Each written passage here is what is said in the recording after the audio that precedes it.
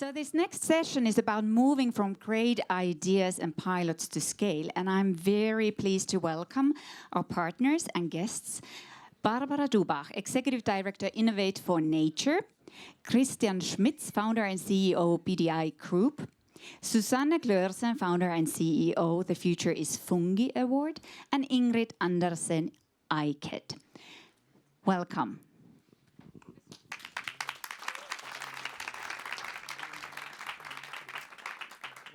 Slides.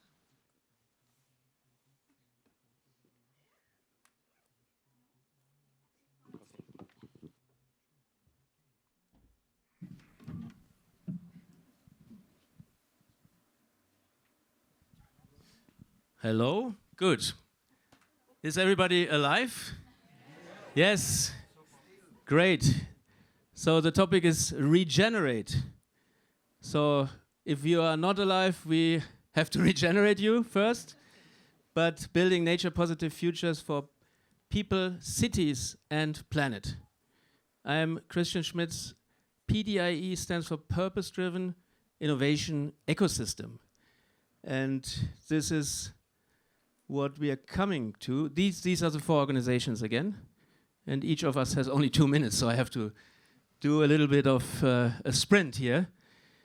We were in New York in September last year, and we wanted to shift from sustainability to regeneration. We assembled 75 people, and we created a manifesto for regenerative futures and founded the Global Regenerative Innovation Alliance. Ecosystem, what is that actually? It's in biological as well as in human ecosystems, it's the exchange of biotic and abiotic nutrients and an exchange of energy and information. Collaboration, working together, achieving things together. This would be from nature to humans, and nature and humans are not separate, are together.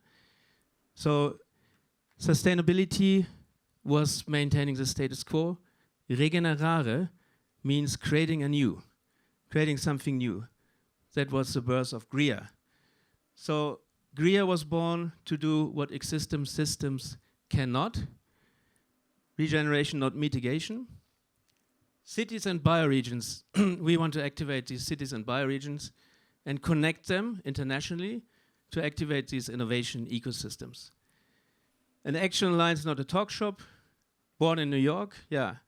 And we shift from extractive to regenerative systems. Less than 1 minute, okay. And this is basically it. So exchange of knowledge and technology, capital, and connecting cities, and building trust. If we want to shift finance and capital into the regenerative renaissance, you might have been in the previous session.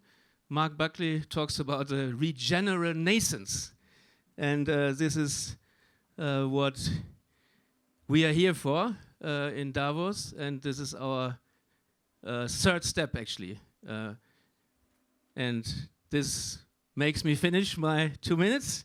And Barbara from Innovate for Nature will continue and has also some great announcement to make. Thank you very much, Christian. Hi, everyone. Great to be here again. We were here last year as well. Oh, now I'm going, I think, the wrong way. No, that's fine. So I think today what we want to focus on is really also on regenerative infrastructure and nature as infrastructure, because that's very important. Some of you that were in the previous session, you probably also heard Mark Buckley talking about the opportunities in that space. And I think what we really need to do is that we move away from grey infrastructure to sponge cities and really live kind of with nature and within nature on a daily basis. And what we do at Innovate for Nature is really that we are looking for proven solutions that can help really turn cities into more regenerative cities, but not only cities. And I'd tell you a little bit about Innovate for Nature. So we are a catalyst for innovative, nature-positive solutions. And what we are trying to do is really to look for solutions all around the world. So we have had in the past few years over 800 solutions that applied to Innovate for Nature, about 150 thereof in the area of nature as infrastructure. And then we really want to connect these solutions with partners, be it corporate partners that want to make their value chains more resilient, or be it investors who are interested in investing in innovative solutions. And we'll be pleased to announce some of these solutions today during the panel discussion. And then it's also about sharing, knowledge sharing, and really sharing best practices with each other. But I want to make the connection also to GRIA. And actually, thanks to GRIA, we met also with Gumbuk, who is an organization in Dubai. And we actually decided not just to have Innovate for Nature at global level, but to initiate a regional hub. And that's really thanks to GRIA. And I think this shows that we need those global alliances to work together. And I don't know, Tatiana, are you in the room? Yes, so Tatiana is there. If anyone is in the region and wants to talk to Tatiana, please reach out to her. So with that, I want to close my introduction and hand over also to Susanne Gløersen from the Futurist Fungi Award, who is doing amazing things as well with fungal solutions. Susanne, the floor is yours.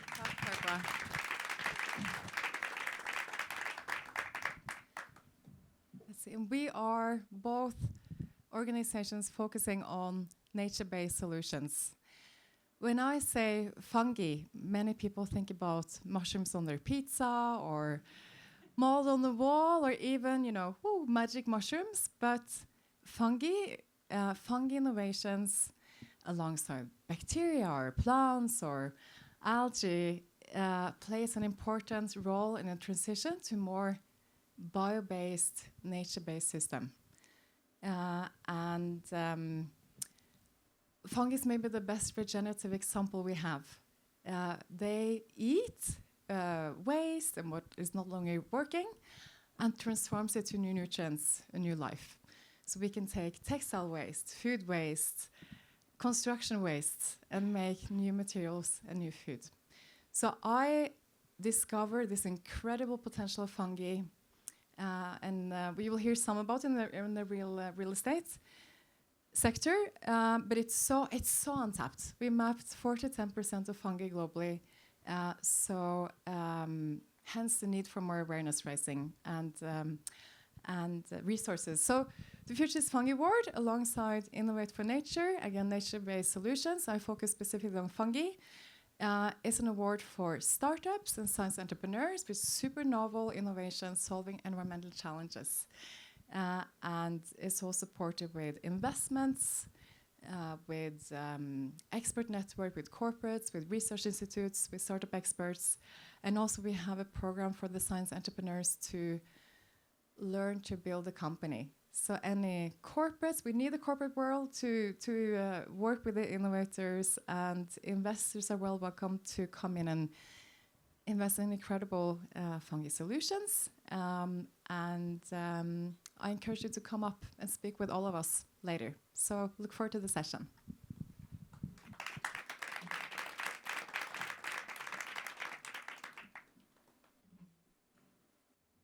Now Ingrid is coming. Yes. I need to just... The clicker doesn't work since... Okay.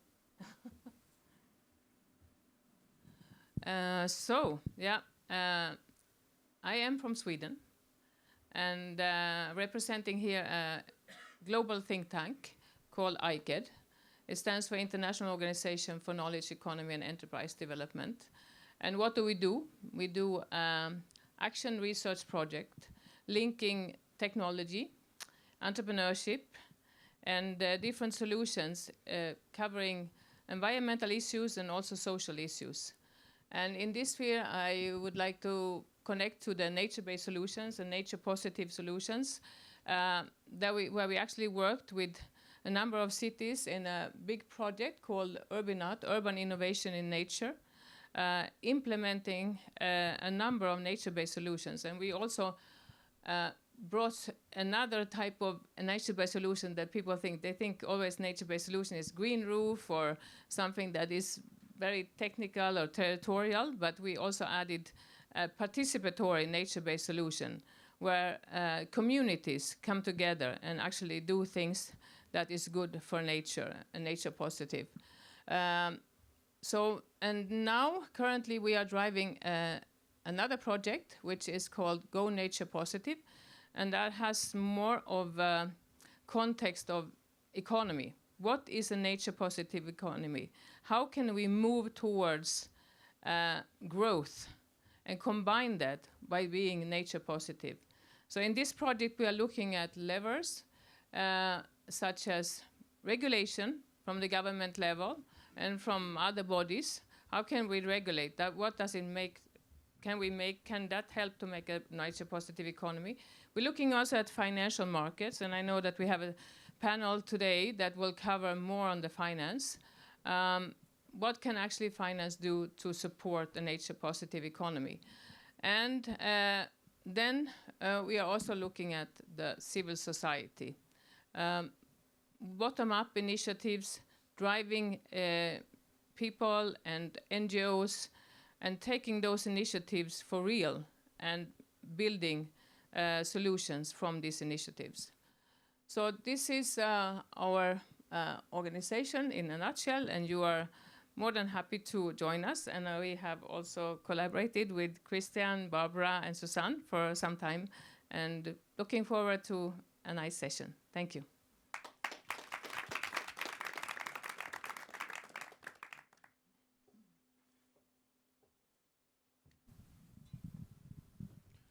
The finance blueprint for regeneration. If we can do this today, I doubt, but at least we can lay the first seeding and we can exchange some ideas.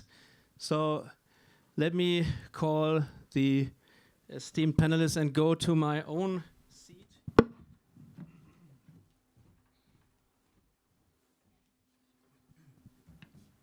Hello? Okay. So, Professor, maybe we all sit at the place where the picture is so that we don't confuse the people. And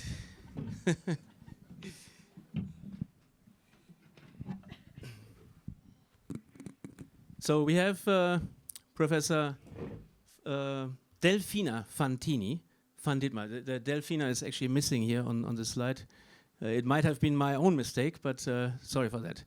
So she is at the Royal College of Art. She looks into regeneration and has done a research where she looked at 78 different ventures and looked into what is going well and what kind of obstacles is regeneration facing. Maxime, Nassour, we have been in touch since, I don't know, 2 years maybe.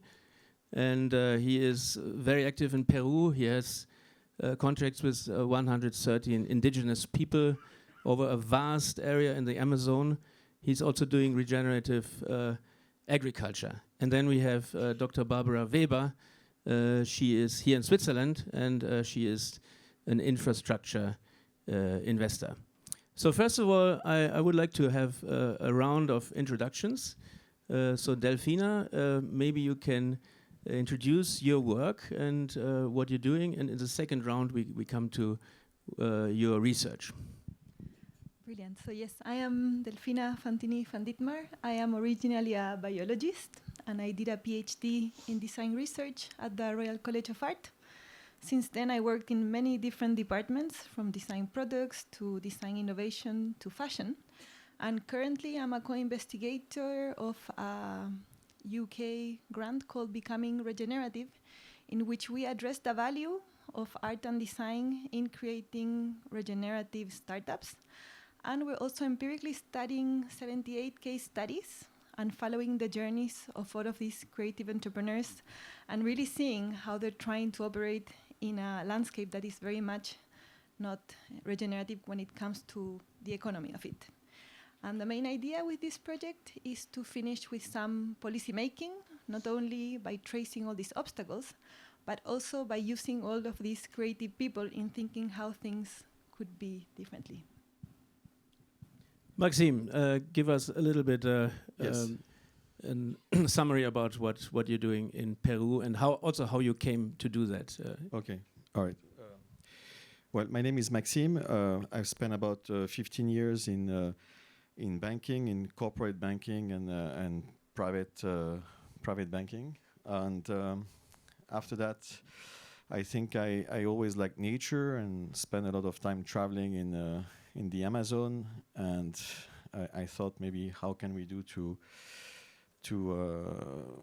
expand the conservation area, and so we decided to start a first project that is about 10,000 hectares, which seems very small compared to the size of the Amazon, but it's actually very big. And from that project, we've learned a lot. We've learned what was actually important for people on the ground, and actually how we could make those projects self-sufficient. And the goal was really to look at different asset class and different projects that will not make those conservation area rely on philanthropy, but rather to build a sustainable business model that over time inspire the next generation to sustain their environment and to make the necessary income that will allow them to not fall into criminality and therefore to steward the environment on their own without the imposition of other countries or projects that actually are short term and eventually don't continue over time. So from that now we are stewarding 4.1 million hectares in the Amazon now with 312 communities actually, and that's probably going to expand over time as we find a new method of financing that sustain and engage the local community into really a long-term view. So yeah, we hope we can continue despite some catalytic capital that have disappeared, as you all know, this year. but we are in the good path, and we will talk about that. So we have the academic view. We have a practitioner who was in finance and is trying to apply financial systems to apply to natural assets and natural capital. And we have Dr. Barbara Weber, who is actually an investor and is investing in infrastructure projects. Barbara, can you please give an introduction? Yeah. My name is Barbara Weber, and I'm an economist by training, by and large, and I have a background in private equity. And about over 20 years ago, I set up that company, B Capital Partners, which invests exclusively in sustainable infrastructure, which now sounds mainstream, or at least a little bit. At the time, it was basically a way to not get money. In any case, from this, we are investing in, broadly across the different sectors of infrastructure, which usually, are split into energy, transport, water, and digital, and then there's also social infrastructure, which is a separate animal. So through this sustainable angle, I've also become interested in what I call, nature-based infrastructure solutions, because given we are an infrastructure investor, I can't just do something, or of course I can, but then again, I'm not going to get capital, do something which is not infrastructure. And so to kind of crunch your brain, what actually is a nature-based infrastructure? And then the next challenging, how do we have a business model for that? That's something I think we want to talk about in the next round. And this is why I guess I'm sitting here. That's correct, yeah, very good. So, Delfina, so you have done extensive research and over, I don't know how many years, but you have interviewed 78 ventures, and Maybe you can give some examples, what kind of adventures these are, what are they doing, and what is rather successful, and where do you see actually obstacles in scaling these ventures? And is it actually possible to scale nature-based solutions? Yes, I mean, perhaps I'm going to start by describing the kind of ventures that we follow. We have fashion examples, textiles, construction, materials, and products in general. They are all doing incredible work. They perform as fossil fuel derivatives or better. So we have no doubts in terms of their performance and in terms of going back to the difference between sustainability and regeneration. How are they bringing back health to systems rather than just doing less bad? But the problem that we're observing when we follow their journeys is that we have a legacy system based on fossil fuel derivatives. So they constantly being asked, will it behave like plastic? And these have several practical connotations. And this, in a way, is a factor to really include when we think about future infrastructure, because you can have finance, and finance is a big issue that we're going to address in this panel. But when these entrepreneurs try to get certifications, all those certifications are not done for nature-based propositions. And I'm going to give precise example of this. For example, mycelium panels to replace polyurethane insulation. Replace what? Polyurethane insulation for houses. Anyone that understands nature, you will immediately see that something that grows naturally, like mycelium, cannot be compared molecularly with fossil fuel in terms of the stability and replicability. Nature has conditions and does a little bit what it wants. So we cannot compare something very stable and regular with something that comes through organic matter. Apart of that, the problem that we're seeing is when these small companies try to get the certifications, they're extremely expensive, £5,000, £8,000. So if you have a little money to start, it's very difficult to get certified. And also, who has preference in those facilities for certifications? We have a company which we follow called Carbon Cell, which are doing insulation based on biochar from agricultural waste. Is that all the companies that are fossil fuel derivatives, they have a priority to get into that testing facility for fireproofing. So it's expensive, you don't have priority, you're being compared with fossil fuel derivatives. And that's a big barrier. Going back to the example of the mycelium insulation company, specifically it's called Mycor, when they try to get this out to the market and they want to get this certification, the category for mycelium for insulation in construction doesn't exist. So they actually had to tick the box in wood because it's more or less organic. There's another category called agricultural waste, but it's still not fungi. So we don't have those categories. Creating those categories is very expensive, and because the category doesn't exist, they need to bring a whole set of understanding of how they could be certified. But you can imagine that this is a lot of work.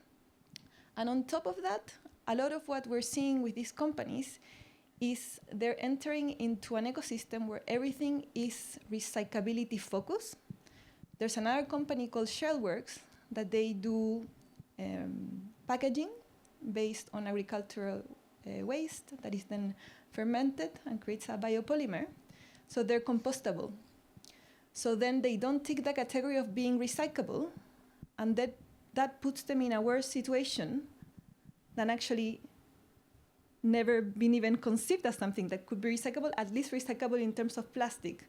Because if we think about the real significance of recyclability, I mean, they are the most recyclable ones, but not in the fossil fuel-based mentality. So what we're observing is that these entrepreneurs, and they have small teams, and they have the team fully loaded in getting through this large amount of obstacles instead of using all their creativity and capacities to keep innovating and keep deploying these incredible things that they're doing out there.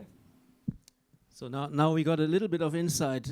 What kind of innovations actually exist as what we could call nature-based or regenerative? And we heard a little bit about what kind of problems or challenges this new era of regeneration is facing. And we will come back to that and also examine how these kind of hurdles could be overcome in a positive way. And the same for Maxime and many other people who work in nature conservation and try to create the new financial asset class which is related to MRV, the monitoring, reporting and verification systems. And maybe there are several ideas with, which Maxime has, and he will explain now a little bit about the challenges and also what he's doing to overcome this. Yeah, well, I mean, if I have to speak about challenges, we just have 1 hour, right? we have a lot of challenges, but one of the main challenges is I mean, if we have to summarize, beside all the organization working against conservation and criminality and everything that happens on the ground, I think one of the biggest problems is the problem of permanence, because in finance everything is timed, and the problem of these areas that we're trying to protect, time doesn't have the same value for the communities and also for the ecosystem. So a lot of the philanthropic capital is timed to 4 years, 5 years, 10 years, and the investment wants a return as well in a certain amount of years. But the issue is implementation in these areas are difficult, and people don't value time the same way. So we realize that this is the fundamental problem, because if we have a donation for a certain amount of time, it's like a patchwork, and it's a lot of different initiatives that are fragmented. And then in between, anything can happen. People can destroy the forest in some areas, and then other areas are protected, and other areas are doing agriculture. So and the issue is that we can't work in these conditions. It's impossible to provide a future to people if they can see that maybe 10 kilometers away everything is destroyed, or 50 kilometers away people make easy money from the gold rush or the coca production. So then it breaks everything. Every initiatives are undermined by those problematics. So if we could remove the concept of time in finance and have something in perpetuity, then we could actually do something proper on the ground. And this is why we are trying to work. I mean, we've already done it on a small scale, but now we want to scale that, is to work with Islamic finance, Islamic philanthropic finance that has a perpetual endowment fund for a purpose.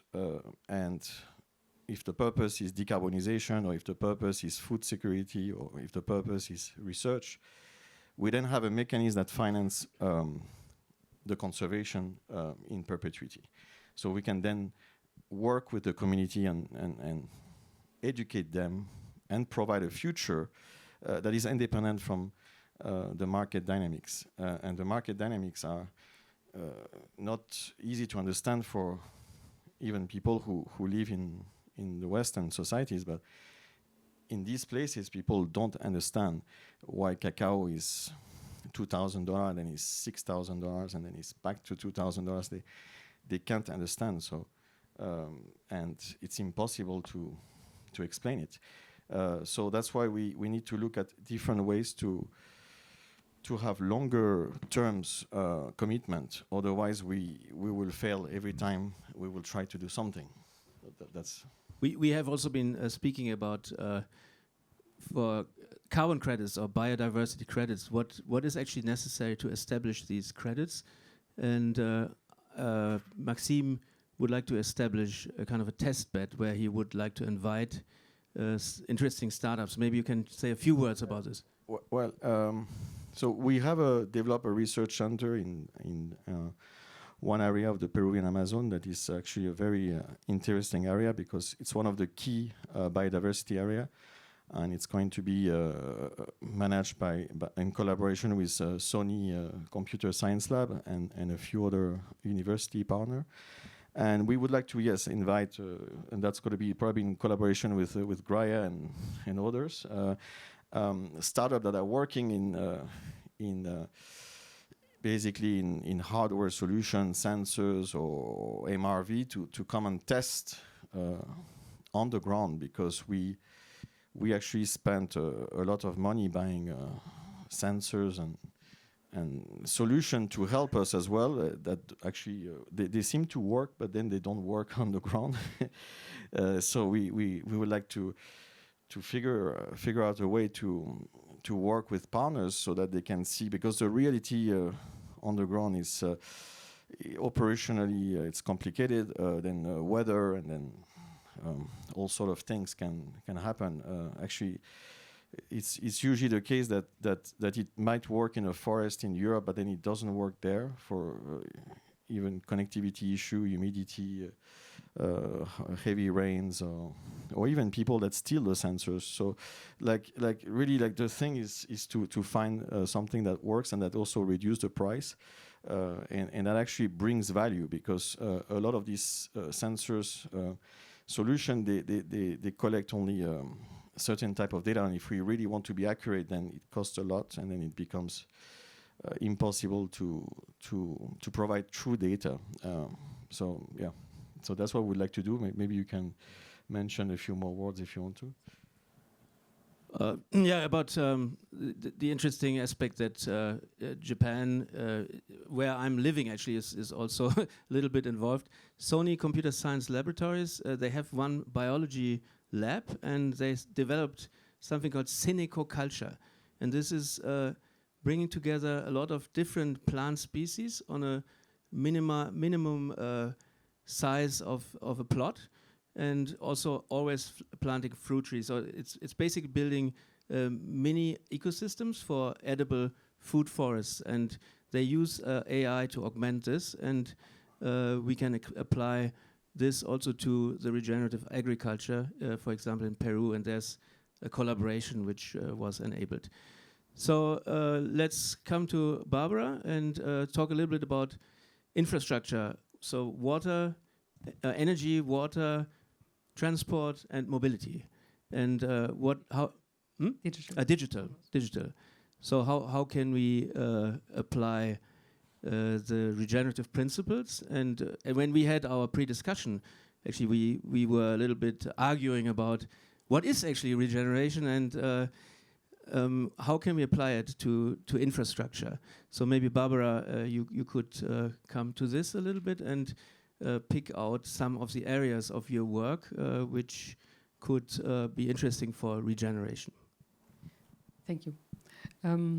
Yeah, and when it comes to terminology, it's probably quite diverse. So I'm not going to bore you with too much pedantism about terminology. So when it comes to the infrastructure, it's so-called the real assets, right?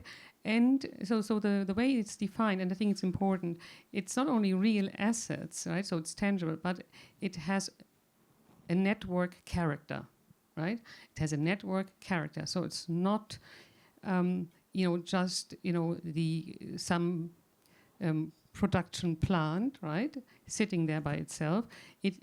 Mobile towers even, right, are a grid, right, or waterways are a grid. I mean, there's always this network character, and it's the backbone of society, right? It's the backbone of society. This is what we consider infrastructure. So just to kind of give an idea of what we are talking about, right? Now, we all know that, for instance, when it comes to transport, motorways, ports, airports, heaven, right? I mean, to get that into a sustainable, regenerative way is probably very challenging. So let's just park it for a moment, because that's particularly difficult, right? So then on the energy side, as we know, there have been more ideas about regenerative stuff, right? I mean, first there's wind farms and solar plants and hydropower. Now the plant itself is not at all particularly sustainable because it's built the way it's built, right? But obviously the challenges have been that they have at least to be climate neutral in the production. And so then you have regenerative, you have this regenerative energy. So that's kind of what everybody already knows, renewable energy. And we all say, well, that's good. There's still a lot of room for improvement at that front. Now, when we, however, want to go to nature-based infrastructure solutions, right, which we are trying to kind of discuss here, then certain subsectors lend themselves and others don't. Now, sectors which I think lend themselves to nature-based infrastructure solutions are, for instance, coastal protection. There's this mangrove, and I'm sure you all have, or some of you have heard about this way of, for instance, using mangroves. It also, of course, cleans the water. It gets back the fish. Gives nutrition and an income to the people. So it has a lot. There's more than replacing the coral, the beton with a coral reef or with with mangroves, right? And then, for instance, there is this water cleaning, which naturally needs huge amount of space because the cleaning is basically vertical, right? Horizontal. And so if you can find out a way of, and there is a startup, I've been watching now for, Barbara, 3 years, right? It takes forever. The way you make it, where you have boxes sitting, standing in cities and the border goes vertical. And so the amounts you can clean are relatively smallish, but still it's a start. And also it's like a little biotope in the city. So it has, like a parkish type of atmosphere. So there is something to it which would, I think, say, all right, well, that could be maybe a way of nature-based solution. So, okay, so let's assume we find at least some, more than none, right? Then the next challenge is, who wants to pay for it, right? Who wants to pay for it? Because if you don't have a business model which is profitable, you can't scale. Very simple. And this is where kind of most projects hit the wall, right? And I can't help it because, and there's not enough philanthropy. Even André Hoffmann came up, has realized that, right? You can't save the world with philanthropy. So you have to come up with a business model. So what I do for many, many years already is scratching my head, okay, how can you make a business model out of it, which goes, by the way, beyond carbon credits, right? Because I think that's going to hit the wall, by the way. So which goes beyond carbon credits, that somebody, wants to pay for that product. And so when it comes to most startups, or many at least, even if they have nice ideas, this is where they need to have more ideas. Okay, so thank you, Barbara. And people who are working in a specific field, of course, they know especially how hard it can be sometimes. But we are here, of course, to come together to collaborate, to find solutions. And Rome was not built in a day, so that's also, and regenerative economy from 200 years or even more history of extractive economy cannot happen from today to tomorrow. So what we now still believe is impossible could become possible, and our smartphones, everything what we are carrying around is a proof that there are possibilities, and I tend to want to believe in possibilities. So let the last round, we have only about 5 minutes, so we have to shoot out what we think are the possibilities and how not only finance, but how this new regenerative renaissance can be the new direction, because it's not always about solving a problem immediately, it's about setting a direction. And if we have the mindset to look into solutions, I think we can find ways to realize it. Legacy systems, nature-based difficulties, which are different from synthetic chemistry, for example. And I think that an alliance or that working groups and lobbying can help. Maybe you have some ideas. Delfina. Yes, I mean, as you were saying, we really need to rethink those legacy systems, get away from them. You gave the example, Barbara, of the mangroves in comparison to, let's say, steel or concrete. You need a different setting. It's not the same, and it's a different time that we need. So we need to be considerate and to think with a mind in terms of ecology, rather than thinking about speed and scale as if we were dealing with something inert. That's something that I think is foundational to whatever we want to build. But I think we really need to champion and incentivize bio-based regenerative propositions, and really incentivize, as you said, Rome was not constructed in 1 minute. And the same thing, we were having a conversation with a panelist just before entering, but the fossil fuel industry was heavily incentivized. So we need to incentivize this to the opposite direction. And I also think we need to de-incentivize and penalize the fossil fuel industry. And in that way, in the existing market, it is more possible to, in a way, get these alternatives also into a potential comparative price. If not, everything seems to be quite against. But yeah, as a summary, I do think that, in a way, I'm going to turn this around. I think finance should be viable for nature-positive solutions. We really need to align it to those principles, those times needed, and those considerate scales. So we need to get away from this speed that characterized at least the venture capitalists that want to get this kind of quick return, and also scale. That was one of the first questions that you asked. We have very different approaches to scales within our startups. Some really want to stay small and precise and truthful to their communities. They understand it. Some of them, they're dealing with huge problems, so scale is very pertinent. For example, packaging. So also it really depends with who you're working. And I think if the point is to increase biodiversity, we really need to work across different scales as well. We're almost running out of time, so Maxime and... I can just add something very quick.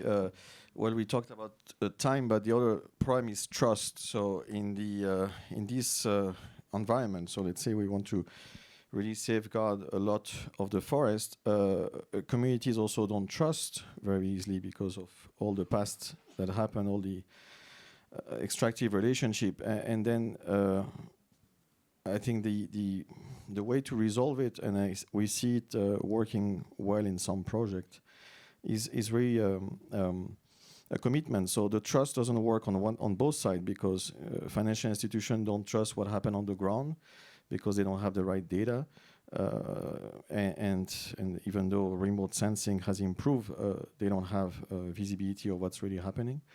And then there's no trust on the community side because they don't understand market dynamics, and so if we plan sustainably and we provide premium on some products and make it more efficient, we can see that then there is a relationship that gets built and actually that can work over time. So, and it can be scalable. The question is, can we actually commit to purchasing those products to these people? Because on the ground, people are already using biomaterials since 1,000 years, so there's no need to reinvent the wheel. I mean, they already are using products to make furniture, to make clothes, and they are already using products sustainably to feed themselves.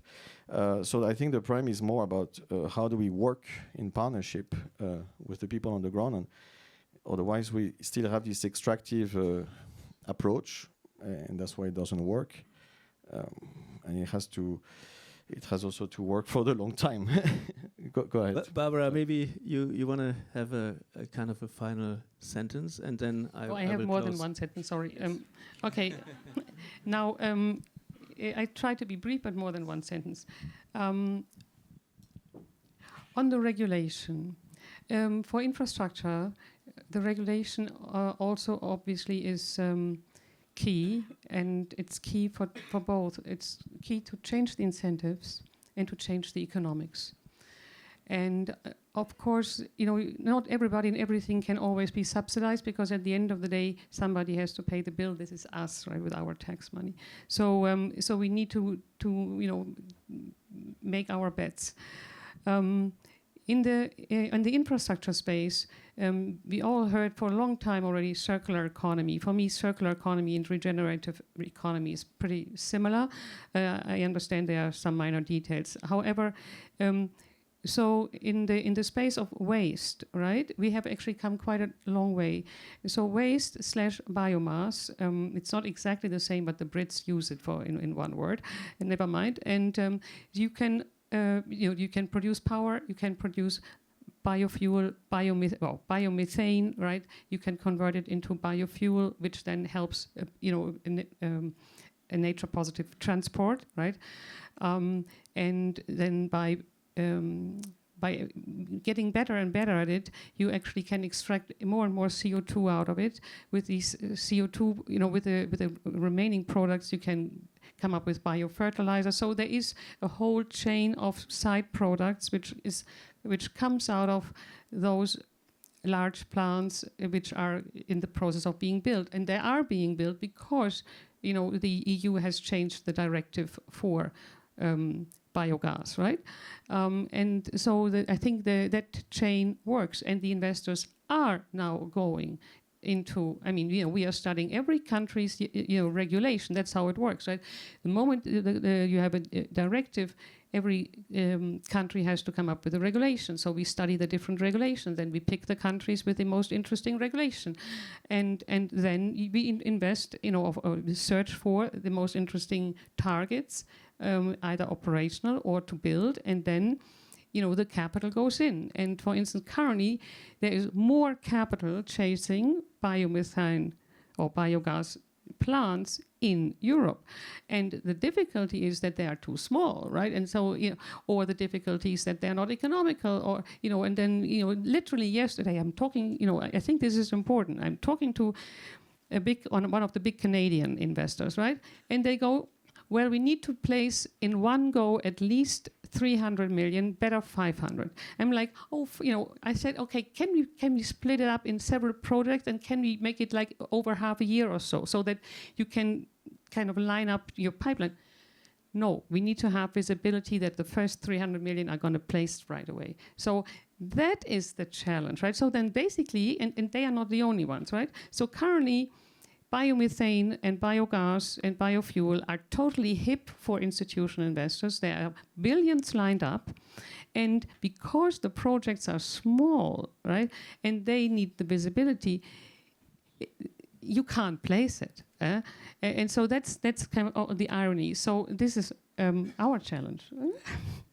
We have a lot of projects. No, I know. So I want to say thank you to Delfina, Maxime, and Barbara. We had the academic view. We had the view of a nature conservationist in Peru, who is also doing regenerative agriculture with cacao. And we had the view from infrastructure investment.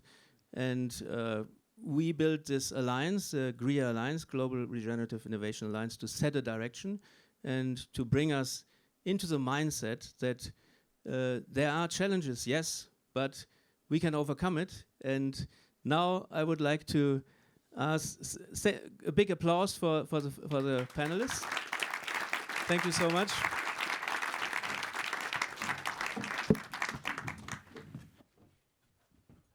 And we have prepared an icebreaker now. Susanne is coming up to the stage. So while everyone is changing seats, I see, for the ones who are staying, we would like to pick your brain.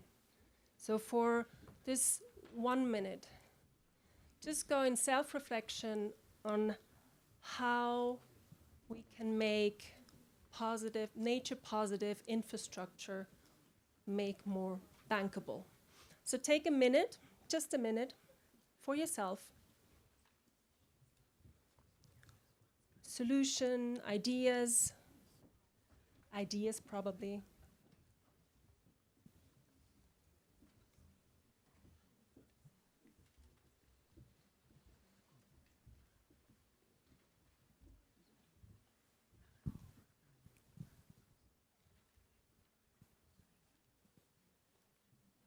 And don't look ahead.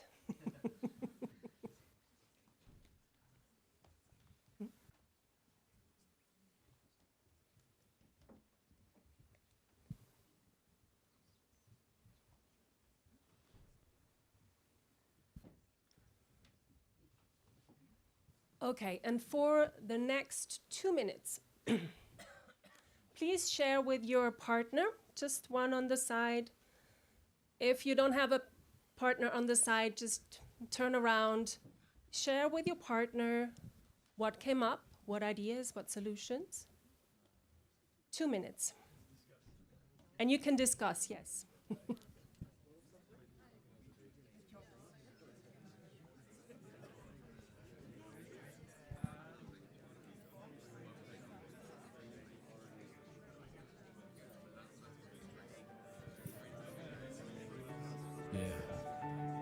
From the ghosts to the world, this is regeneration.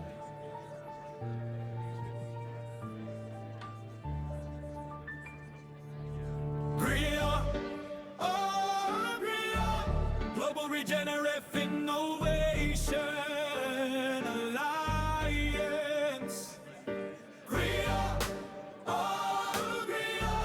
From extractive to regenerative.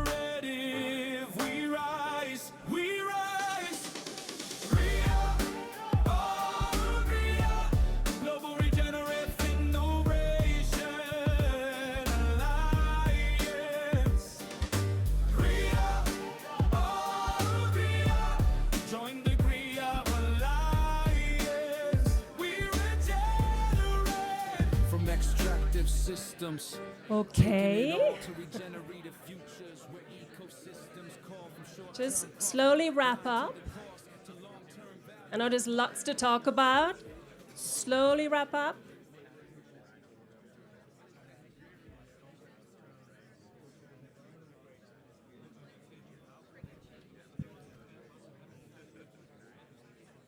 And then if possible, slowly wrap up. If possible, 2 pairs together.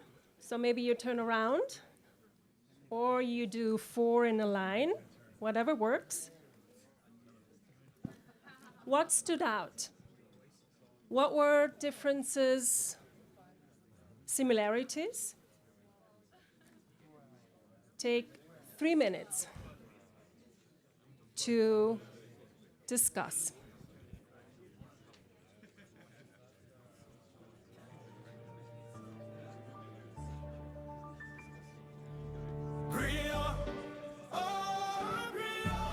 Global regenerative innovation alliance.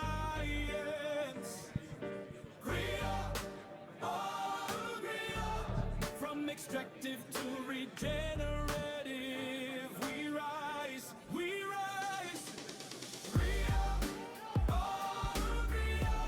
Global regenerative innovation alliance. Join the alliance. We regenerate. From extractive systems, taking it all to regenerative futures where ecosystems call from short-term profit, blind to the cost, to long-term value. Nothing is lost. From concrete thinking, disconnected minds, to living cities where nature and humans align. From separation, fear and division, to collaboration, trust and shared vision. Global regeneration alliance.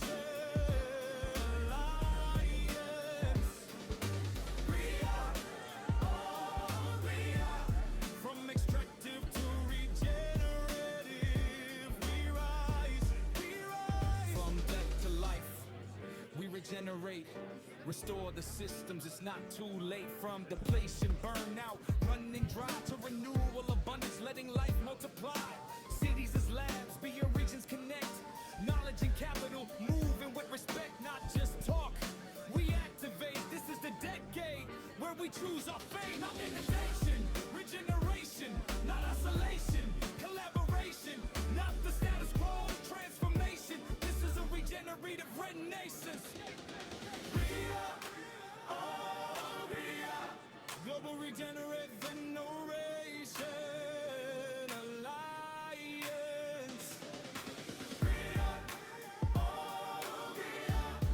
From death to life, we regenerate.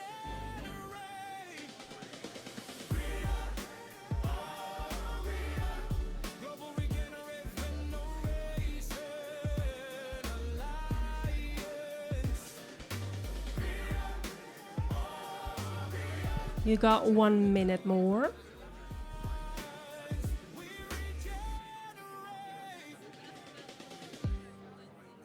Be a good ancestor. Bria.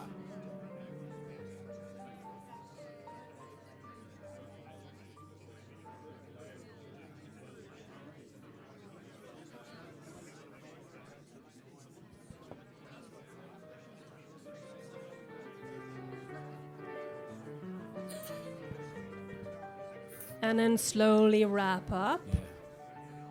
From the ghost to the world.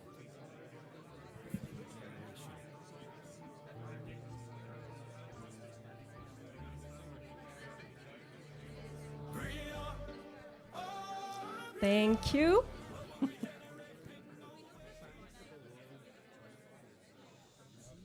Good. So now we are curious to hear some ideas, some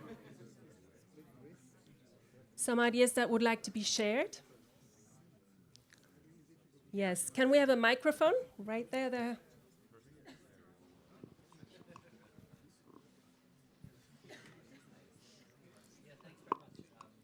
It's not working. Hello. Yep. Okay. Hi, what's Thanks your very name? much.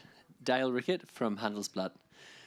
Yeah. Look. Thanks for the session. I really found it interesting. We've had a great little chat here in our group, and a couple of interesting points came up. So, one of the aspects we thought about, there was talk on stage about the fact we need to make viable business models. I think one aspect is right now our economic systems are not geared to actually a full feedback loop. They're often extractive or they're transactional. So you're changing money for a service or money for resources. And we need to get to a point where really our economic systems mirror nature in terms of the energy flows. If we valued nature, and we're talking here about valuing nature as a person, having the rights of a person, and then really looking holistically at the systems, that would allow us to have business models which, when we see them today in our current economic system, is not viable, they would then become viable. So that's, I guess, a perspective from our little group here. Thank you so much. Thank you. Any other group? Yes. The Herr, Mr.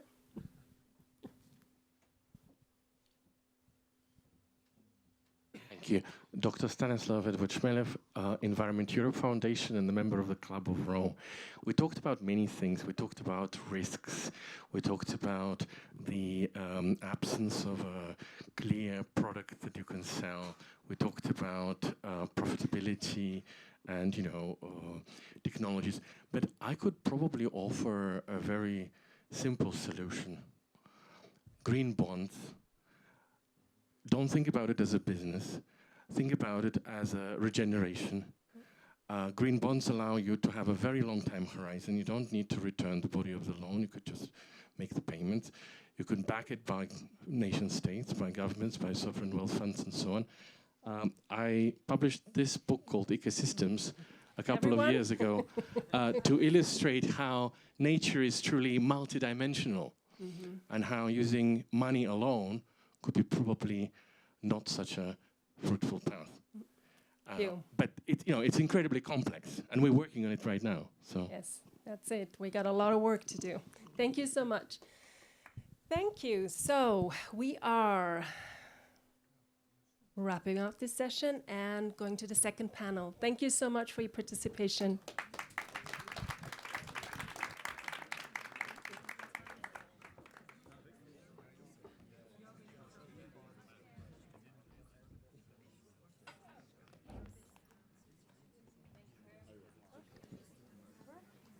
Can I have that one? Yes, perfect. Thank you very much, Susanne, for this interaction. I think it's always good between two panels that we also get in connection with the people here. I'd like to ask my panelists to join me up here on the stage. So I very much look forward. We will have Susanne Gløersen again with us from the Future is Fungi Award, and she will tell us also about some solutions that we have. Carlos Alvarez, very happy that you're here with us today. Carlos, he's the Secretary General of the Club of Rome. And we also have Madia Hassan. She's a non-executive director and board member at several companies, really also in the infrastructure and energy sector. And also very happy to have with us today the COO of Field Factors, Kirian Darte. He's actually one of the finalists of Innovate for Nature.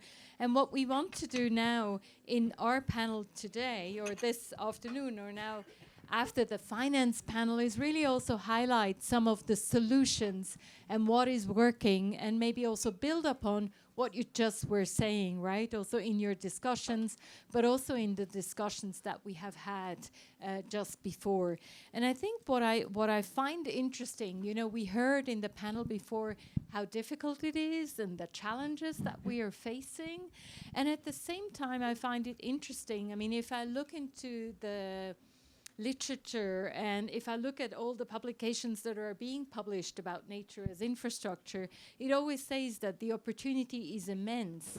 According to a publication of the G20 Global Infrastructure Outlook, the world will need 79 trillion in infrastructure investment by 2040.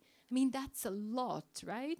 And that the World Bank also estimates that at least 11% can be met more sustainably and cost effectively through nature-based infrastructure or nature-positive infrastructure. So I think there is a huge opportunity. And we heard, yes, about some challenges, but let's start maybe a little bit also with a first reflection from your side, Carlos. You have published a new framework, which is Rethinking Cities. And maybe also reflecting on the discussion just now, what are some of the two most critical changes that we need so that we are looking at cities maybe differently, maybe looking at cities like a network? We heard that also from Barbara before, right? We're talking about networks.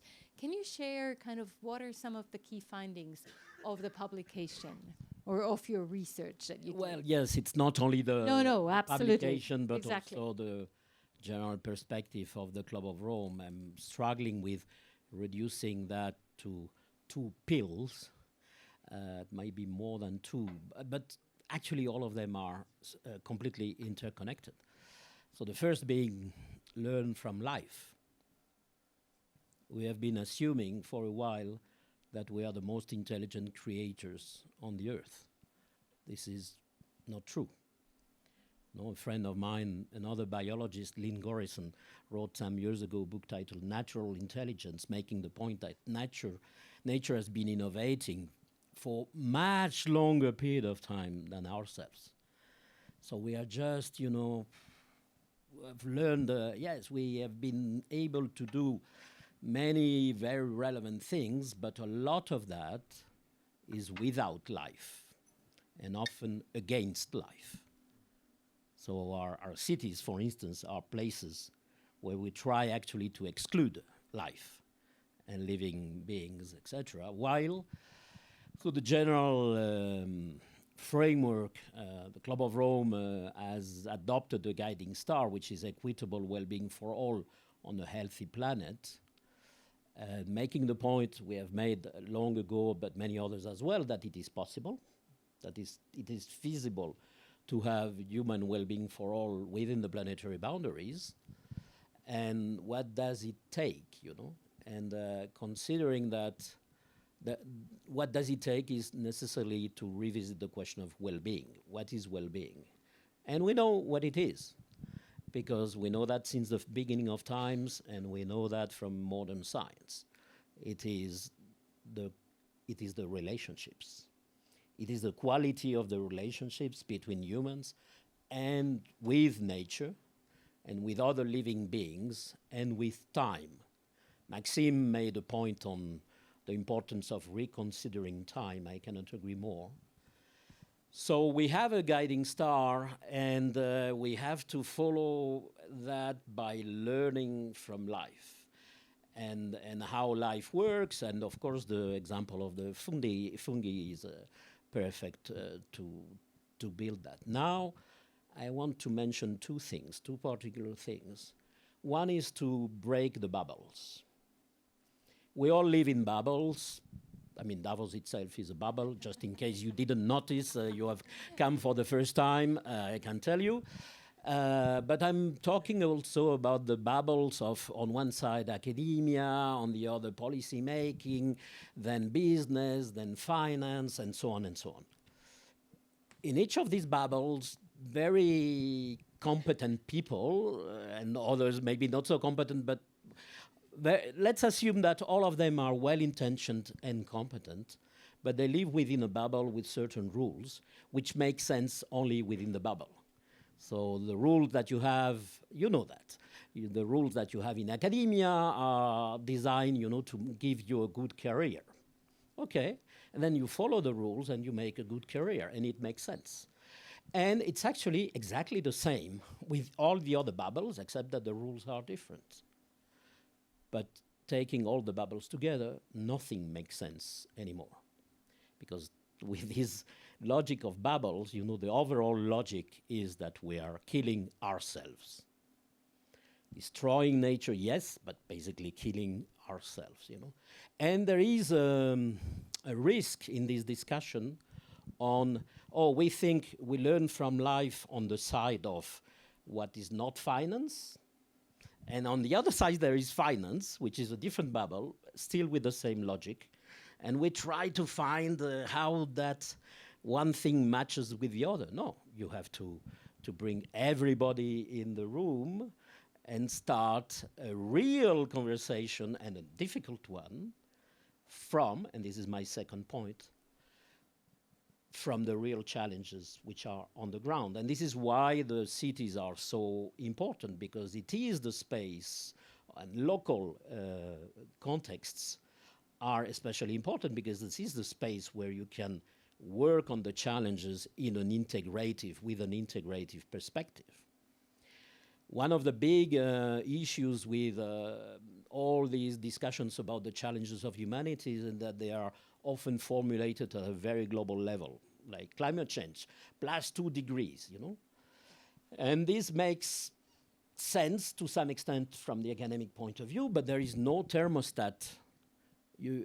We tell you 2 degrees, more than 2 degrees is really bad, and you have no way. Where is the thermostat on which you can act? Because the way you leave the challenge is local. So we have also to flip the model of intervention by saying you put at the center the challenges which are lived locally by communities, by local communities. That also means that there are no global solutions. Absolutely. And nature, again learning from nature, nature has many ways of disseminating what it creates.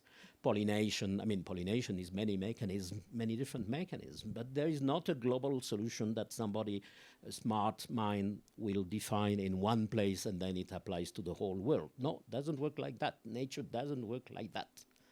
So let's create these spaces where you can break the bubbles of the so many different disciplines and sectors, and you can rethink the challenges from the ground, and then mobilize, yes, all the capacities that we have to create useful instruments. Yeah, thank you very much. And I think this is a very good way of setting the scene, right? So, and I think we will address exactly what you were saying, right? Breaking the bubble and then looking at concrete local and solutions. But in terms of breaking the bubble, I want to come to you, Maria. And specifically, you're sitting on the board of several organizations. And for me, the question is, how can we shift from extracting value to really regenerative infrastructure and regeneration? How do you try to address that at the companies where you sit on the board? And maybe you can say a few more words about that. Yeah, thanks, Barbara. So my background, actually, I started off in the financial services industry, so insurance and banking, and then I moved to the energy sector, and I actually worked in the fossil fuel industry in London and in the Middle East. So I've actually been in these decision-making rooms where we are evaluating traditional infrastructure as an investment. Now I sit on a number of boards that are in the climate tech space. A biofuel startup based in Cambridge. I sit on the board of a private equity fund investing in green hydrogen. Another company which is a modular construction company. So I sit on a number of different boards that are smaller, that are really trying to shift the dial on regenerative and sustainable infrastructure. And your question on what do boards look for? I mean, as a board member, your duty is to ensure the sustainability and the long-term viability of the organisation that you are on the board of, looking at the risks and the strategy. And I think we've covered a lot of the points already today, but from a risk perspective, it's very difficult for boards to, in the climate tech or the startup space where we've got these innovative solutions, the dilemma we have is that we are in a place where there isn't this joint up thinking. Carlos talked about bubbles. I'm lucky that I have worked in the financial services space, the energy space, the climate tech space, so I have experience of these, but we need to be thinking about joint up solutions. Christian mentioned ecosystems. We've heard about the word system so many times, but I don't think from a solutions perspective we are thinking at a systems level. And what I mean by that is, in so many ways, we've been so innovative in terms of climate solutions, infrastructure solutions, modular constructions, biofuels, regenerative infrastructure, but we haven't been innovative in the way that it's financed or the way that board members think.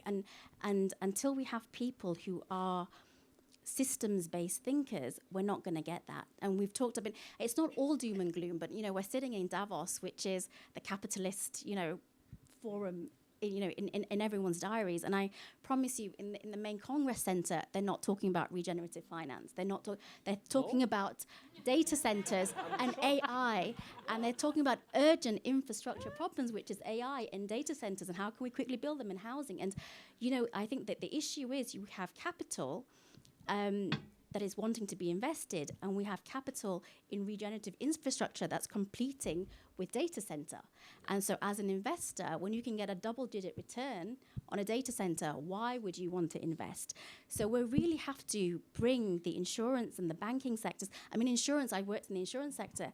It's really important, especially for these first-of-a-kind companies. They need to have insurance backing them, because how can you take a risk as a board member when or as a bank on a project that has not got that mitigation? So there needs to be a number of players. I mean, syndication in the insurance industry is very common for big risks. So they need to be working with venture capital funds to do that. It's not all doom and gloom. I work with many investors, for example, family offices, who have a different philosophy. They are looking at patient capital and long-term wealth, because they have to pass wealth through generations. And different investors have different perspectives. But the mainstream investment, I have to say, has not caught on with that. And I think one final point is, we don't talk about it enough, is the next generation. Our parents' generation had a job for life, and they thought in their silos.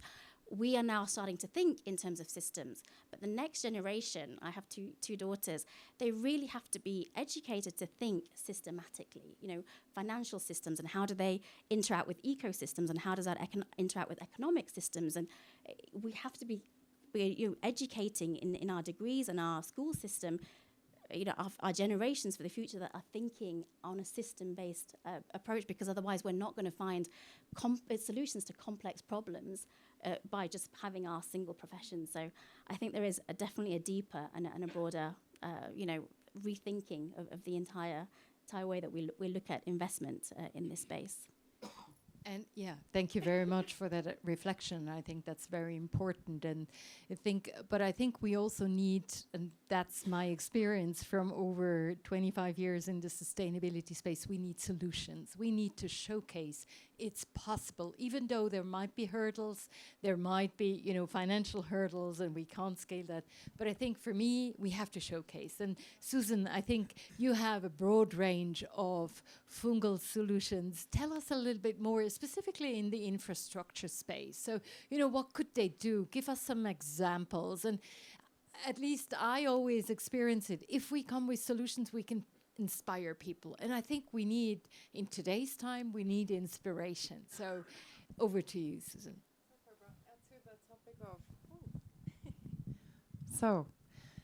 Of the built environment, to niching in on the built environments, which is the topic for the session.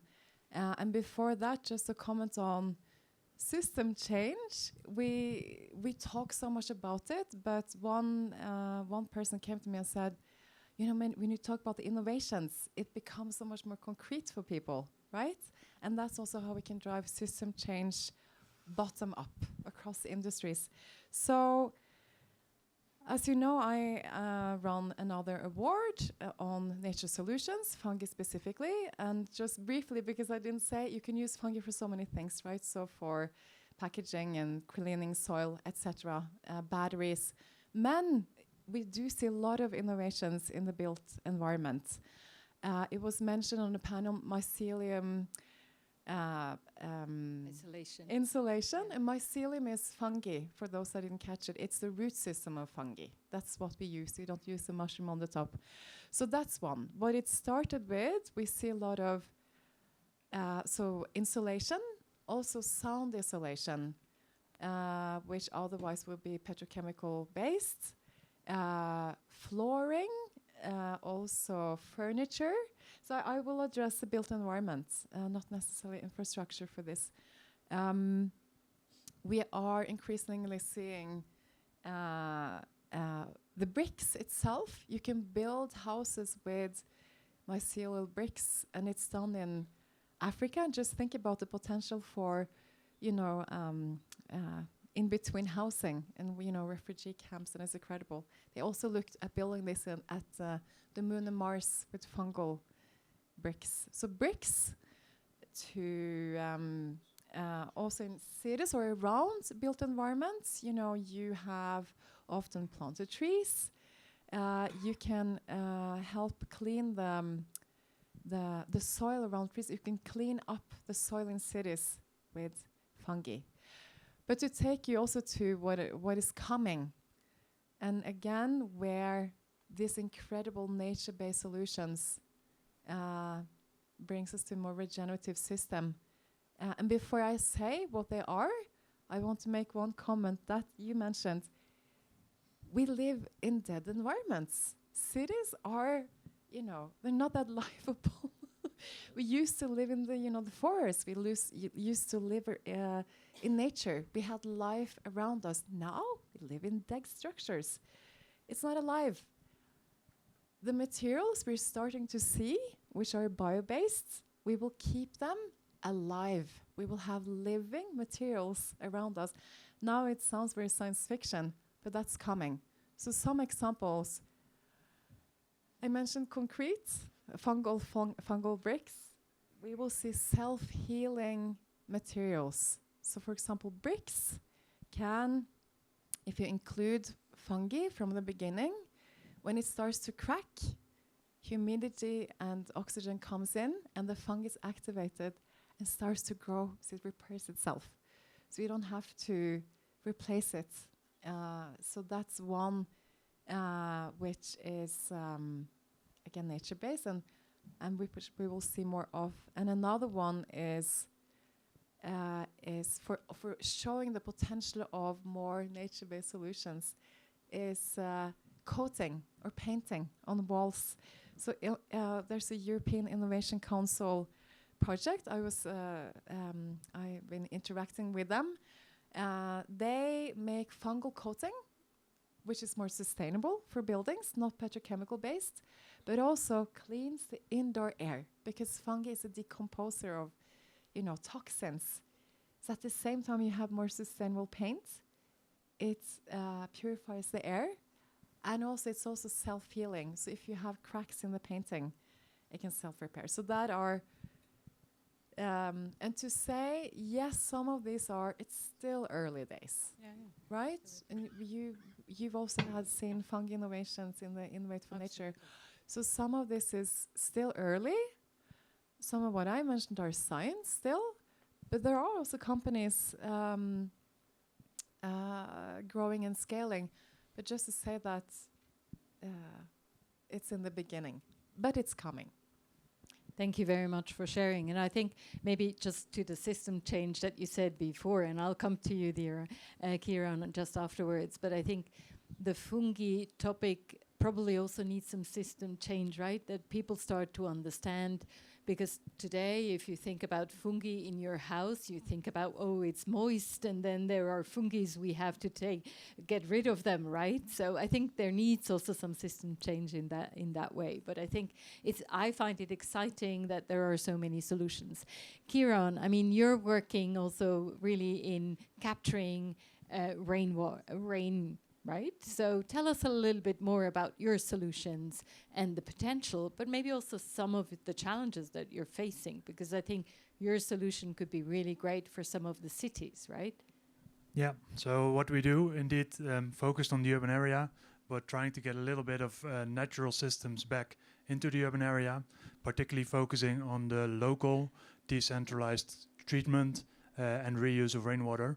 As a valuable resource to replace the centralized drinking water system, not even trying to replace drinking water. Our water isn't consumed, but if you think about that, of the drinking water that is used, only 4% we actually consume. The 96% we currently use on irrigation, on toilet flushing, on showering. So there's where the big impact can be achieved. But basically also in terms of creating your impact, one of the most precious resources that we've always been sort of considering to be natural, that it's available, that it just comes from the tap, but there's no life, but there's also no green space, there's also no nature if we don't have enough fresh water available to support it and to provide that kind of water. So what we do is indeed we use a natural resource, rain, that is conceptually super simple, because half the year we're actually short on water. The other half of the year there's actually a surplus of water, so balance those two out and we've got a brilliant solution. Then you come into these challenges why it's not happening. Urban area is extremely dense. Finding space to create a seasonal storage that actually can capture all that rain in the wet season and provide sufficient supply for a full dry season becomes very challenging. Also, the rainwater in itself isn't necessarily super bad quality, but as soon as it touches the ground where there's rubbers from cars, there's oils from cars, there's fecals from bird species that have had to do that thing on the roofs of the buildings.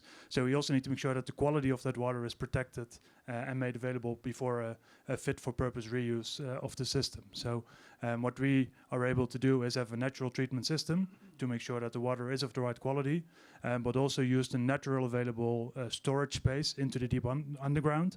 So the aquifer to store the water with basically just a pipe going in instead of building full concrete cellars underneath housing. So that's how you can create a very interesting scale. So making sure that in trying to make these solutions bankable, you also need to look at what scale does it make sense to invest and to offer these solutions. But through that, finding solutions that can actually help us in maintaining and securing the long-term freshwater supply. Can you tell us just a little bit more, where have you implemented your system? I mean, already in cities, or is it on a smaller scale rather in communities, or tell us a little bit more? Yeah, so we currently operate in 3 countries, which is the Netherlands, Spain, and in Mexico. different climatological circumstances, so we need to adjust the natural systems also to function in these areas. We've got systems live, so we've installed 8 full-scale pilot systems, all taking a little bit of a different angle to also learn, okay, how can we optimize these solutions? How can we turn into something that's replicable and scalable under these different circumstances, in order also to allow for that acceleration to happen? So a good example of a solution that we installed is actually our first full-scale system at a football stadium in the city of Rotterdam. So the municipality of Rotterdam was really struggling with a overflow of the surface water, of the wastewater that they had. So the rainwater in the cities was really flooding, and basements got wet.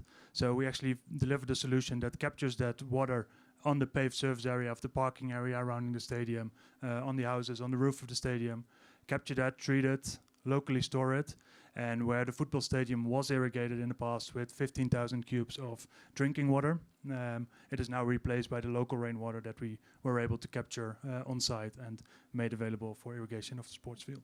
Great, thanks for that. Yeah, Susan, you want to add something? Yeah? Yeah, sure, absolutely. Since again we talk regenerative built environment, I just also wanted to give one more concrete example of the regeneration of, at this example, fungi innovations. Right, so fungi can eat waste. So let's start there. Fungi eats waste. It can be food waste, it can be textiles, it can be construction waste. So from buildings, you have gypsum plates, you have rubber, you have many things. So fungi eats it and can convert it to new materials in the buildings, the flooring and the insulation, for example. So one company doing that is Mycocycle. That was a woman being 30 years in construction, seeing all the waste. 95% of landfill in the US are filled up. The majority of waste in the US is from construction. So, but just to say that regeneration, like taking waste and making it into new value, that's regeneration. Yeah, absolutely. So, yeah. Thank you very much. And so if you hear, both of you, Carlos and also Maria, if you hear about these solutions, what do you think about it? How can we, scale these solutions? How can we replicate them? How can we help them? And I mean, we heard in the first panel about, the challenges of the codes and the certification and so forth. But, what else can we do to help and scale these solutions? We talked about the financial challenge, so I won't bring that up again. I think building codes would help, but I think it needs to be beyond the building industry. I honestly don't think we can move forward with these innovative solutions just with private capital or just with public support. I think it has to be a joint approach. So, for example, in the green hydrogen industry, we work with green hydrogen construction equipment. There's a level of government support, but it's not enough, and it needs to be across the whole value chain. So you can't just be stimulating the construction sector without the consumers or the whole supply chain. So it needs to be a really joint up approach, and I really think the only players that can do that are the governments or the global bodies by bringing in a regulation. Delfina mentioned plastics and how bio solutions are compared to a plastic code. It's just not fit for purpose, and we haven't brought the whole. Talk about systems again. We haven't brought the whole industry or the whole system up to that level. So I really do think there's more collaboration between governments and more understanding. And we talked about bringing it back to finance, how important patient capital is and how important patient policy is, because there's this disconnect with solutions that are just starting out, like the fungi or the algae biofuel startup, and they need to have patient capital, but we have impatient investors or we have short-termist politicians, and with this disconnect, how can we ever move forward? So it really we have to be moving, thinking completely differently in this space. Yeah, Carlos, any reflections from your side? Maybe a last one. On the cultural aspect, because everything we are speaking, we have been terribly good at creating these bubbles. Everything we are talking has many aspects of material transformation, and for instance, using materials that are alive. there is a big issue of cultural transformation, and we have to be aware of that.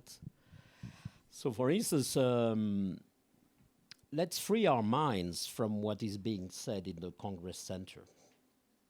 It's essential because the mental frameworks, I mean, Delfina made a very good point on, on something so concrete, so technical as regulations of materials. It is so expressing so well the fact that those regulations were designed having dead materials in mind. Well, this is a change of mindset, and from a culture which has growingly disconnected us from nature, but also from each other, and trying to disconnect us from time as well.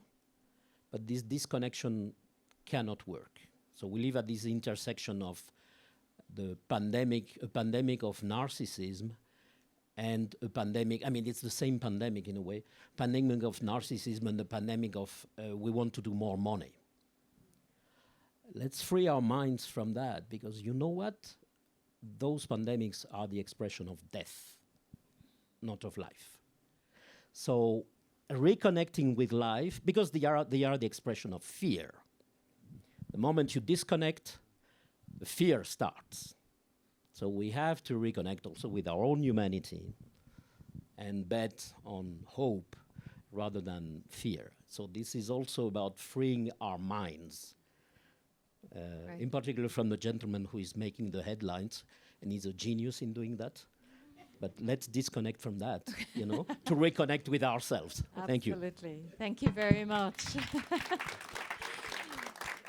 So I think if I look at the time, right, we are up. So I really want to thank you very much for your inputs. I think we heard we need cultural change, we need system change, but we also need these solutions as hope and to showcase there are opportunities and we can do this change and this transformation that we need.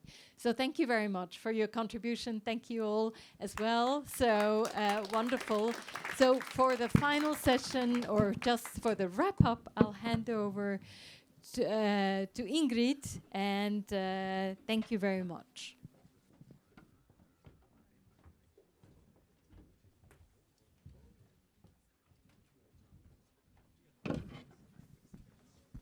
So thank you, everyone. Thank you, audience. Thank you, all the panelists.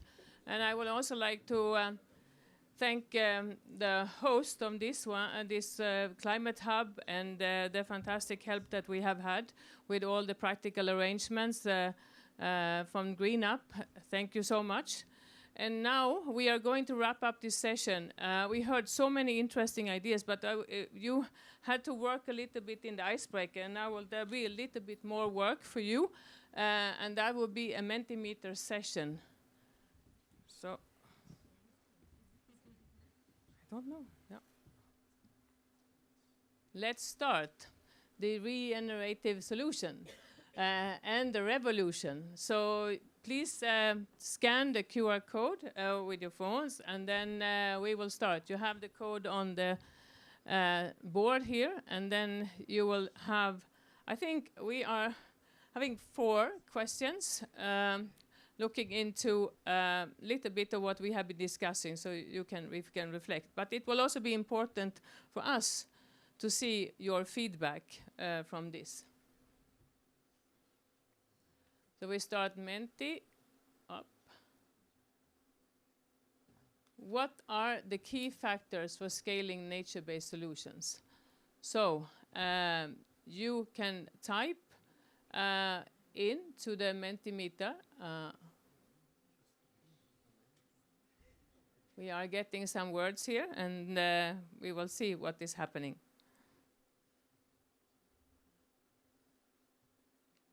Wow. Profitability. Yeah. We are talking about the capital, value creation, regeneration,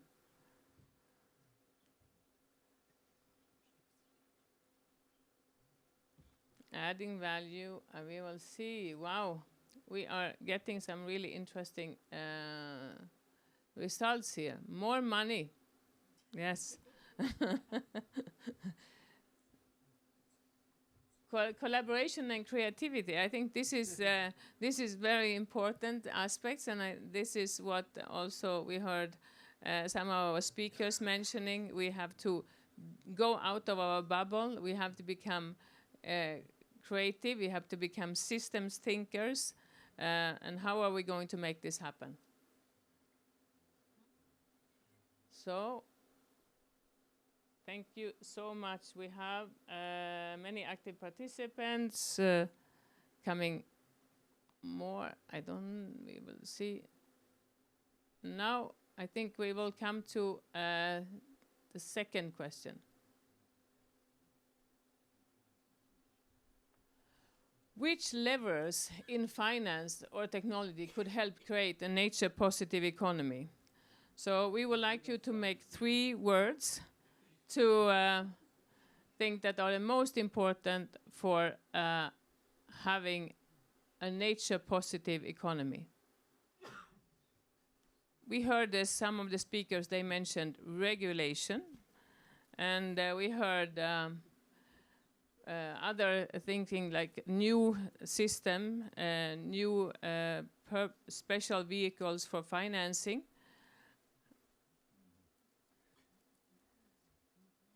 Pragmatism, this is an interesting one. Oh, degrowth. This is now another thing of nature-positive economy. Can we actually have a nature-positive economy and combining it with degrowth? This is the question.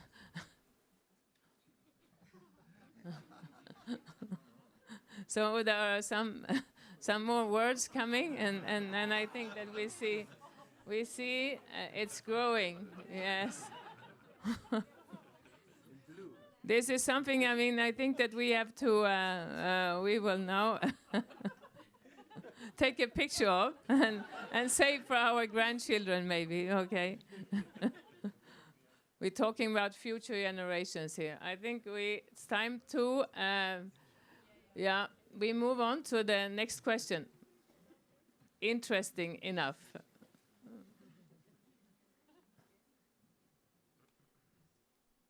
What are the most important factors of a global alliance to advance nature-positive, regenerative, and resilient economy? This is the initiative what we mentioned in the beginning, the GRIA, the Global Regenerative Innovation Alliance. So how can we make this happen? What are the most important factors?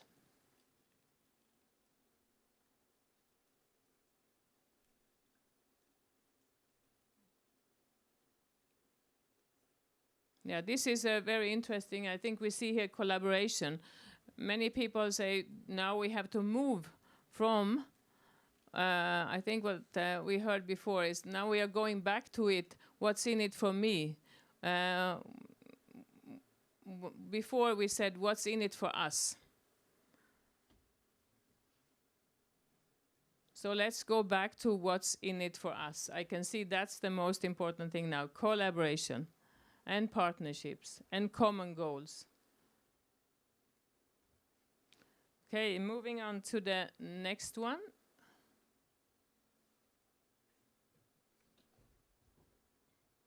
What is one idea, connection, or commitment you are taking away today? I think this is the last question, because we would like to know what can we learn from you? What have you learned from our session today?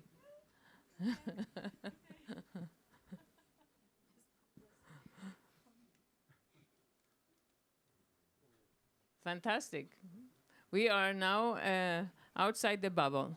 So we are happily outside this bubble. And we have learned about fungi. That is great. So new key takeaways from this session. We have also learned that we have some leaders which maybe are not so nature positive.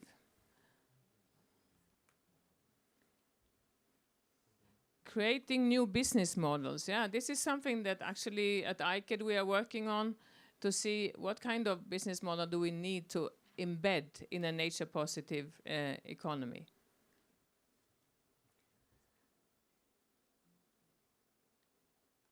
GRIA, yeah, GRIA is a very important thing, and I think that when we are ending this session here today, we will all be able to sing the GRIA song. Because GRIA song has been created not only with help of nature, but with help of humanity and data.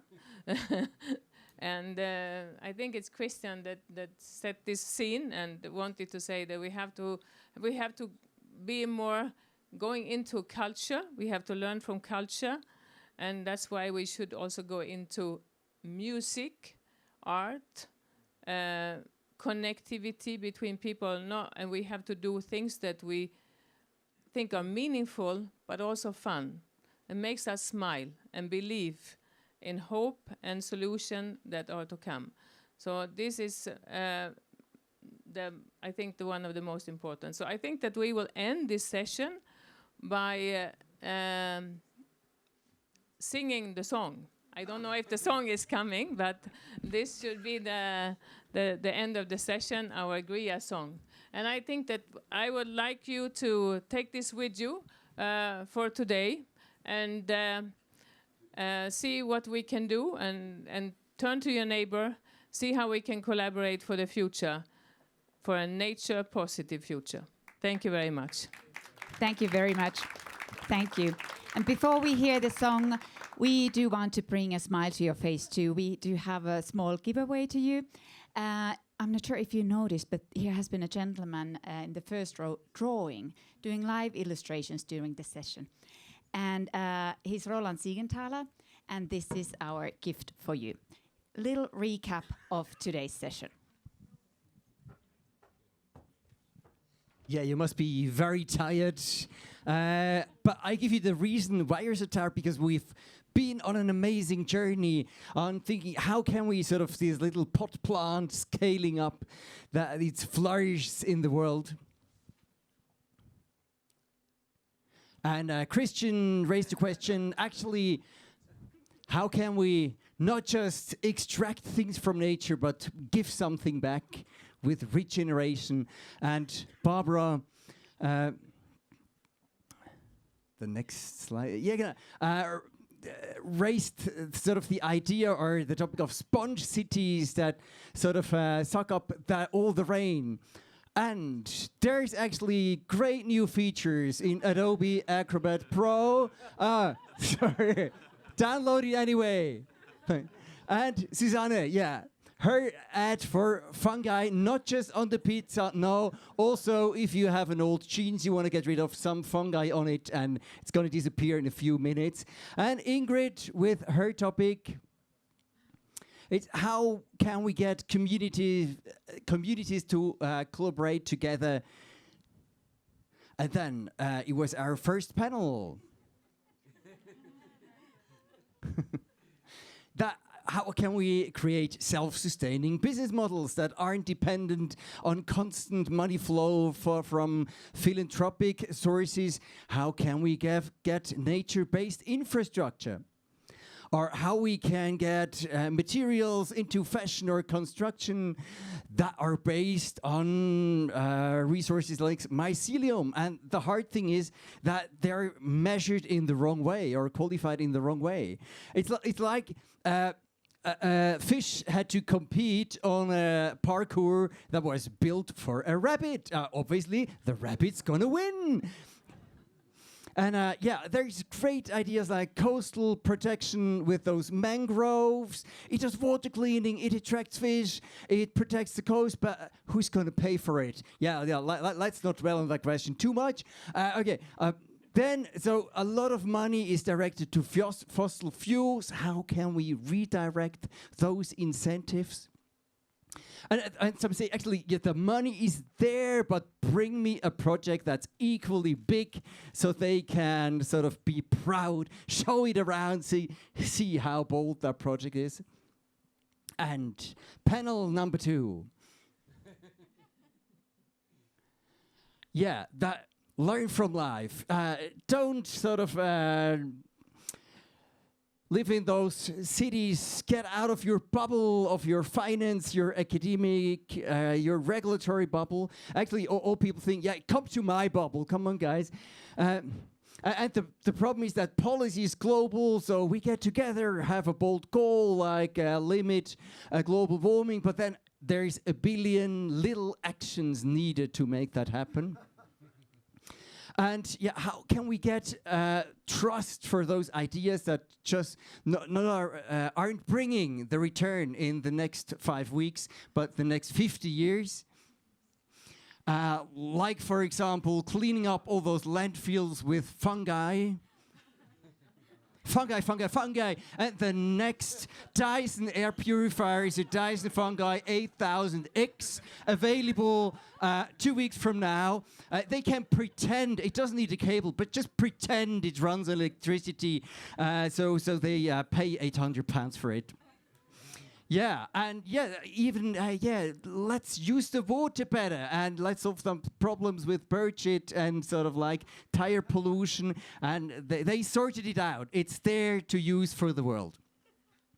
And yeah, having an idea is good or even great, but having lots of ideas is even better and very much needed. Thank you very much for all these great ideas we've heard today. Cheers. Thanks.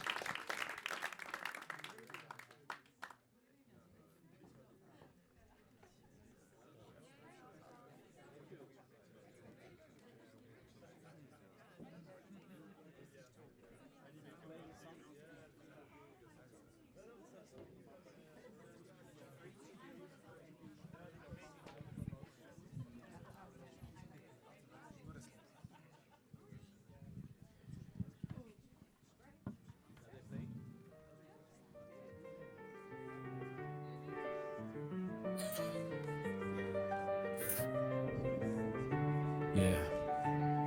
From the ghosts to the world, this is regeneration.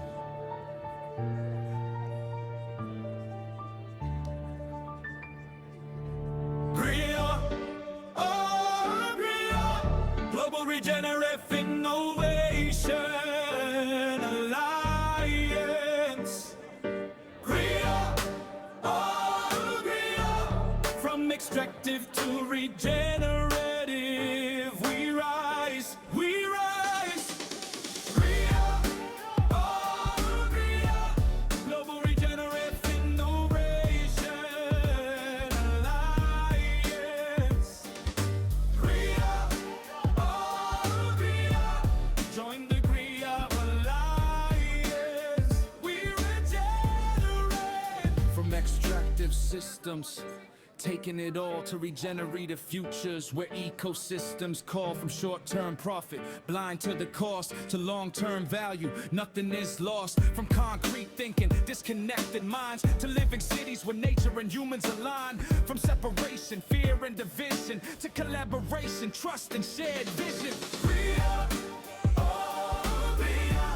Global regenerative innovation alliance.